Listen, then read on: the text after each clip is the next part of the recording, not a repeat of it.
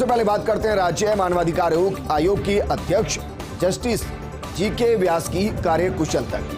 खबरों के माध्यम से घटनाओं की जानकारी मिलने पर वो तुरंत प्रसंज्ञान लेते हैं, घटनाक्रम की संबंधित अधिकारियों से तथ्यात्मक रिपोर्ट लेते हैं, नोटिस जारी कर 7 से 10 दिनों में तथ्यात्मक रिपोर्ट उच्च स्तरीय अधिकारी से कराते घटनाक्रम की वो निष्पक्ष जांच और जांच के बाद दोनों पक्षों की संतुष्टिपूर्ण सुनवाई कर फैसला देते हैं। जस्टिस व्यास की इस कार्यकुशलता से परिवादियों को मिलता शीघ्र न्याय। आज भी प्रदेश के 2 बड़े घटनाक्रम पर जस्टिस व्यास ने स्वप्रेरित प्रसंज्ञान लिया। दरअसल गढ़साना बार एसोसिएशन के पूर्व अध्यक्ष विजय सिंह झारेड़ आत्महत्या और रेजिडेंट द्वारा 13 साल के बालक पर थप्पड़ जड़ने के प्रकरण पर प्रसंज्ञान लिया गया। दोनों घटनाक्रम में संबंधित अधिकारियों से तथ्यात्मक रिपोर्ट की तलब की गई।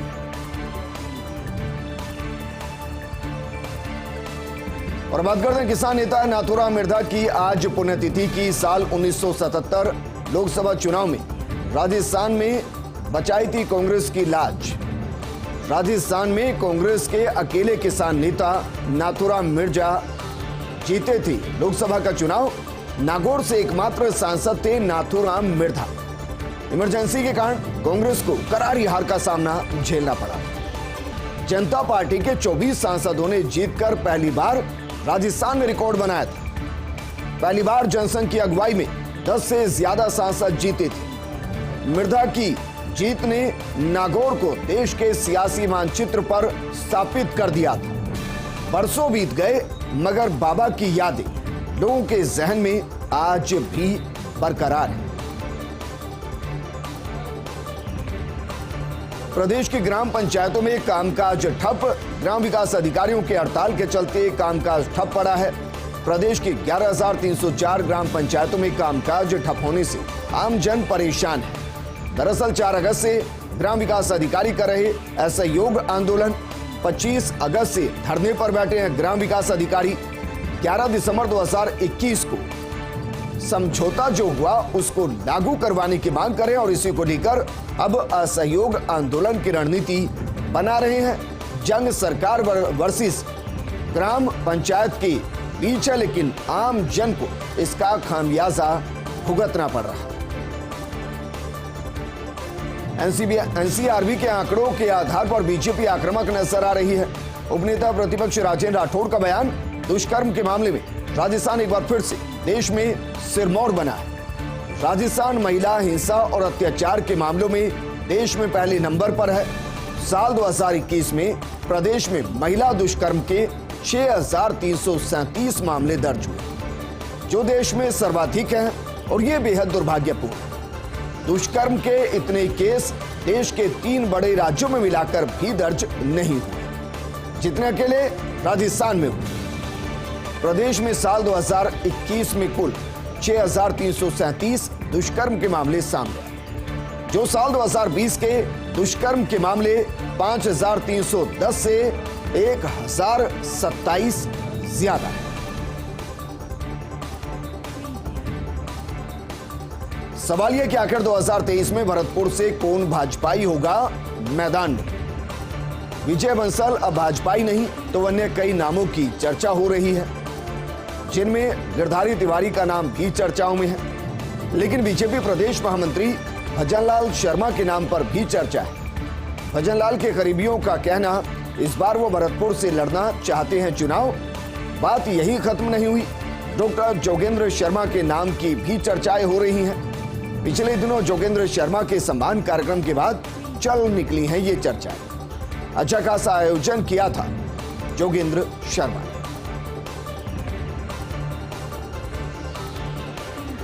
प्रधानमंत्री मोदी आ सकते हैं राजस्थान के बेणेश्वर धाम। अगले महीने आने का बन रहा कार्यक्रम विराट आदिवासी संगम में वो शिरकत करेंगे। बेणेश्वर से जाएगा गुजरात तक संदेश, क्योंकि जिस पर्वत पर बेणेश्वर धाम मौजूद है उसका एक हिस्सा गुजरात में और दूसरा राजस्थान में है। और बेणेश्वर को आदिवासियों का कुंभ भी कहा जाता है। आदिवासी बहुल्य राज्यों में आदिवासियों के लिए आस्था का केंद्र है बेणेश्वर धाम। गुजरात, मध्य प्रदेश, छत्तीसगढ़, झारखंड से भी श्रद्धालु यहां आते हैं और पीएम मोदी नमन करेंगे माऊ जी महाराज की धरती। राज्यपाल कलराज मिश्र ने गणेश चतुर्थी की शुभकामनाएं दी हैं। देश और प्रदेश वासियों को बधाई दी, शुभकामनाएं दी और कहा कि भगवान श्री गणेश विघ्न बाधाओं को दूर करने वाले और मंगल करने वाले हैं। राज्यपाल ने सभी से भक्ति और उत्साह के साथ गणेशोत्सव मनाने की कही है। सामाजिक एकता और बंधुता बढ़ाने के लिए संकल्पबद्ध होने का भी आह्वान राज्यपाल कलराज मिश्र की तरफ से किया गया। केंद्र की नीतियों और महंगाई की मार पर आम आदमी पार्टी ने केंद्र सरकार पर गंभीर आरोप लगाए हैं। आम आदमी पार्टी ने कहा, हमारे दिल्ली के मुख्यमंत्री ने 5 बड़े भ्रष्टाचार के मुद्दे गिनाए। गुजरात में पेपर लीक एक बड़ा मुद्दा है। आज तक इस मामले में किसी को सजा नहीं मिली। अगर पीएम ईमानदार हैं तो ऐसे लोगों पर जल्द कार्रवाई करें। गुजरात में पिछले दिनों जहरीली शराब से कई लोगों की मौत हुई। ये धंधा बीजेपी के नेताओं की मिलीभगत से चलता है। इस पर सीबीआई की जांच करवानी चाहिए। बुंदेलखंड में एक्सप्रेस वे के घटिया निर्माण की जांच प्रधानमंत्री मोदी को करवानी चाहिए। वहीं उद्योगपतियों के 10,72,000 करोड़ का कर्ज माफ किया गया।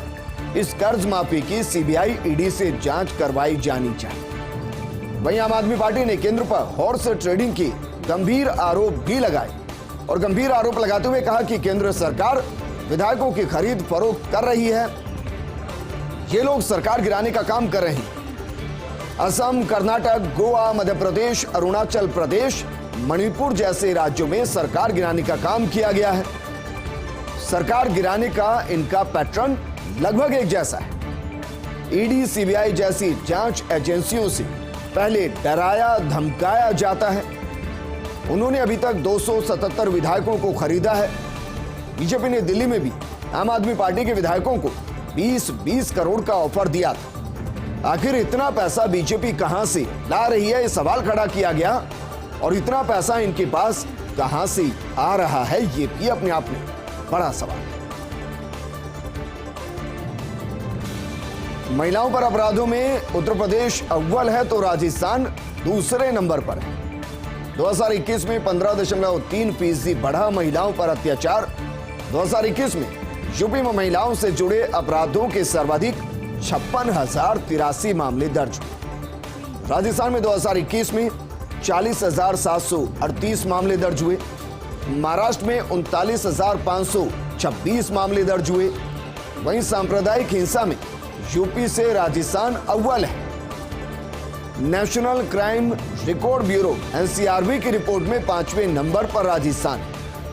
2021 में पूरे देश में दर्ज हुए सांप्रदायिक हिंसा के 378 मामले। इसमें सबसे ज्यादा 100 मामले महाराष्ट्र में दर्ज हुए। वहीं यूपी में 2021 में सिर्फ एक ही मामला दर्ज हुआ। वहीं सूची में 5वें स्थान पर है राजस्थान। एनसीआरबी के आंकड़ों में दुष्कर्म में पहले पायदान पर है राजस्थान। 2021 में प्रदेश में दर्ज हुए सबसे ज्यादा दुष्कर्म के मामले 2021 में राजस्थान में दर्ज हुए 6,337 मामले। 2020 में प्रदेश में दर्ज हुए थे 5,310 दुष्कर्म के मामले। एक साल में ही 1,027 दुष्कर्म के ज्यादा मामले दर्ज हुए। हालांकि एफआईआर अनिवार्य होने के कारण ये आंकड़ा बढ़ा हुआ है। जयपुर में 1 अक्टूबर से विस्तारा का आगमन तय है। जयपुर एयरपोर्ट प्रशासन से लिखित में मांगा गया है office space, ticketing counter, basement में backup office, air side area में भी एयरलाइन को अलॉट होगा स्पेस। अब 2 फ्लाइट के साथ शुरुआत करेगी विस्तारा एयरलाइन। पूर्व में अगस्त के पहले सप्ताह में फ्लाइट शुरू करने वाली थी विस्तारा, लेकिन 3 फ्लाइट के साथ शुरू करने वाली थी फ्लाइट संचालन। अब मुंबई और बेंगलुरु के लिए एक फ्लाइट शुरू करेगी। अब जयपुर एयरपोर्ट पर बेस फ्लाइट की संभावना बेहद कम है। और अब बात करते हैं बांग्लादेश के प्रधानमंत्री शेख हसीना के प्रस्तावित राजस्थान दौरे की। दरअसल 7 और 8 सितंबर को राजस्थान दौरे पर रहेंगी शेख हसीना।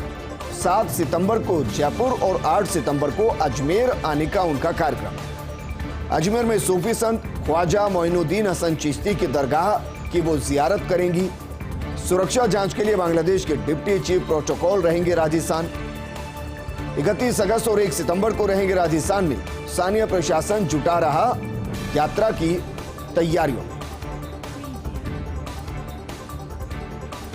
वहीं राज्यपाल कलराज मिश्र का 2 दिवसीय जोधपुर पाली प्रवास। 2 दिन के प्रवास पर जाएंगे राज्यपाल कलराज मिश्र।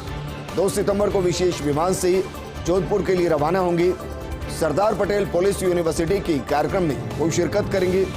साथ ही विश्वविद्यालयों के कुलपतियों के साथ समीक्षा बैठक भी की जाएगी। 3 सितंबर को सुबह जोधपुर से जाडान पाली जाने का उनका कार्यक्रम है। शाम को वापस जयपुर लौटेंगे राज्यपाल कलराज मिश्र।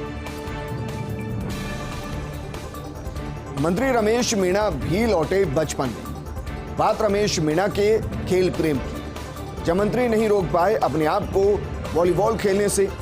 ग्रामीण और ओलंपिक उद्घाटन के दौरान मंत्री खुद वॉलीबॉल खेलते नजर आए। मंत्री ने एक टीम के साथ जमकर वॉलीबॉल खेली। इस दौरान मंत्री ने खेल के प्रति अनुशासन भी दिखाया। धरा में नेशनल ट्राइबल पार्टी का गठन अंतिम चरण में। छात्र संघ चुनाव परिणामों से जोरदार उत्साह। भील प्रदेश मुक्ति मोर्चा, एमपी के जय आदिवासी युवा संगठन जैस, इसके अलावा महाराष्ट्र के आदिवासी संगठनों को मिलाकर नेशनल ट्राइबल पार्टी एनटीपी का गठन अंतिम चरण में है। अब की बार बांसवाड़ा और प्रतापगढ़ के कॉलेजों में भील प्रदेश की छात्र इकाई की धमक दिखी। ये कांग्रेस और बीजेपी दोनों के लिए खतरे की घंटी है। बीटीपी से ज्यादा नुकसान पहुंचा सकती है नई आदिवासी पार्टी। राज्यपाल कलराज मिश्र का 2 दिवसीय जोधपुर पाली प्रवास। 2 दिन के प्रवास पर जाएंगे राज्यपाल कलराज मिश्र। 2 सितंबर को विशेष विमान से होंगे जोधपुर के लिए रवाना। सरदार पटेल पुलिस यूनिवर्सिटी के कार्यक्रम में राज्यपाल शिरकत करेंगे। साथ ही विश्वविद्यालयों के कुलपतियों के साथ समीक्षा बैठक भी करेंगे। 3 सितंबर को सुबह जोधपुर से जाडन पाली जाने का कार्यक्रम है। शाम को वापस जयपुर लौटेंगे राज्यपाल कलराज मिश्र। स्वायत्तता शासन विभाग चाहे तो रोडवेज कर्मियों के चेहरे पर ला सकती है मुस्कान।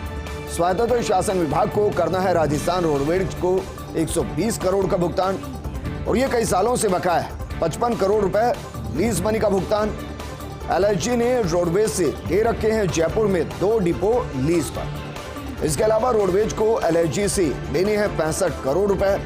आगरा रोड पर अंबेडकर भवन के लिए दी गई जमीन के एवज में ये राशि लेनी है।